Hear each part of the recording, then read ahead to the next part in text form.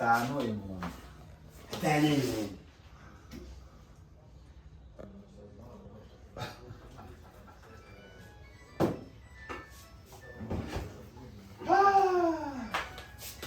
none se najya hagati y'amabiri aho byumva dusobanurire ubu bwoko bw'ikawa ufite turi mu biryogo harya ni mu biryogo niko bahita yego ngaho tubwire ubu bwoko bw'ikawa ufite ni bwoko ki ubu bwoko bw'ikawa hari Menarodage Motari, uzi unayisobanura, hari Katavigo, hari Manyuri Coffee, hari Fromo Tanzania, ariyo icyayi kirange, ikoreremo ni kofi kwatakaramo mu biryogo. Yego Menarodage Motari genda dusobanurira n'ubuhe bwoko. Iyo rero Menarodage Motari umumotari ava ku Muhindi agakatira hano kwatakaramo mu biryogo.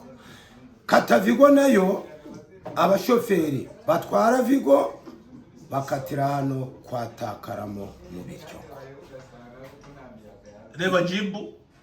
Reba jibu niko funwa ukanywa jibu amazi. Manyuri Coffee ni tangawizi, indimu, ubuki. Kuki wayize Manyuri Coffee? Manyuri Coffee inywa umuntu ufite ikofi. Ukuranga nahikoreremo yo. Ikoreremo nayo ni kofi unywa ukazamura gukintoki hakora mayo shaka. Ngaho sobanura Menarodage Motari igura ngahe? Igura 450. Katavigo 1150. Reba jibu 950. Manyuri Coffee 1250. Ikoreremo 1380.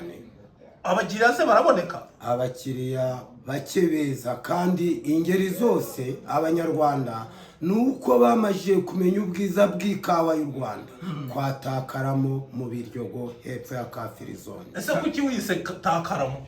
Takaramo rero iryo zina ni iry'abasitari. Ubundi zina ryawe yiri zina niri? Nitwa Barugira Saidi, iry'abasitari ariko ni takaramo nyine. Tora Kagame ni